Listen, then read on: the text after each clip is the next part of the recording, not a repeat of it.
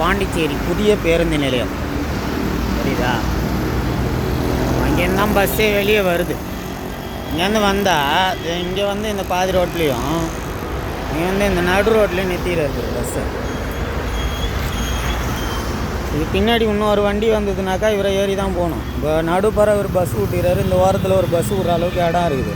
நடுவில் நின்றுக்குனாங்க, மற்றவங்க எப்படி போவாங்க வருவாங்க. இப்போ பேசஞ்சர் வெஹிக்கிள் ஓட்டுறான்ல இல்லை ரவுடிசம் பண்ணுறான்லான்னே தெரிய மாட்டேங்குது. அதேமாரி இந்த போர்டு இல்லை, அது கொஞ்சம் பாண்டிச்சேரி புதிய பேருந்து நிலையம்னு சொல்லிட்டு அந்த போர்டில் வைங்க. அட்வர்டைஸ்மெண்ட் பண்ணுறதுக்கு அது பாலம் இருக்குது.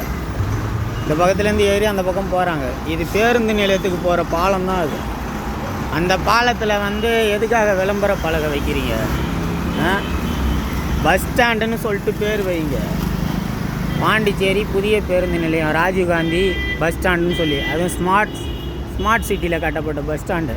இந்த பாலத்தையும் சரி பண்ணி இந்த பேனரையும் பேருந்து நிலையத்துக்கு ராஜீவ்காந்தி பேருந்து நிலையம் சொல்லிட்டு அந்த பேரை வைங்க. இதில் அதை விட்டுட்டு எதுக்கு விளம்பர பலகைலாம் வைக்கிறீங்க? இதுலன்னா அவ்வளோ வருமானமாக வந்துடுது பாண்டிச்சேரியில் உங்களுக்கு.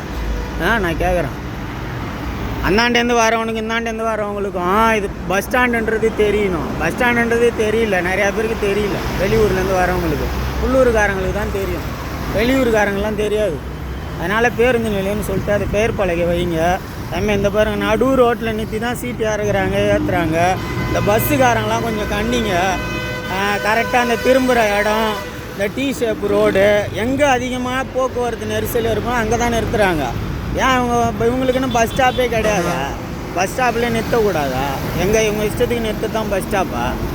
இவங்க எங்கே போய் பஸ் ஸ்டாப்பில் நிறுத்தினா இப்போ அங்கே வந்து பயணிகள் வந்து அங்கே ஏற போகிறாங்க. இன்ஷால்லா இதை வந்து இந்த பாண்டிச்சேரி அரசாங்கம் உடனடியாக நடவடிக்கை எடுங்க. அவங்களுக்கு வந்து கரெக்டான ரூலை ஃபாலோ பண்ணுறதுக்கு வைங்க. போக்குவரத்து உயர்திரு ஆய்வாளர் ஐயா அவர்களே, இந்த பஸ்ஸு ஓட்டுற டிரைவரெல்லாம் கூப்பிட்டு வச்சு ஒரு மீட்டிங் மாதிரி போட்டு அவங்கள வந்து சரி பண்ணுங்க. அது இல்லாமல் இவங்களாம் பார்த்தீங்கன்னா வச்சுக்கலாம், நிறைய கற்றுக்குட்டிங்க தான் பஸ் ஓட்டுதுங்க. அந்த வயசானவங்க ட்ரெயினர்லாம் கிடையாது. இன்ஷா அல்லாஹ் இறைவனின் சாந்தியும் சமாதானமும் குறைவென்று நிறைவாக உங்கள் மீதும் உங்கள் குடும்பத்தார் மீதும் உண்டாகட்டுமாக. ஆமீன்.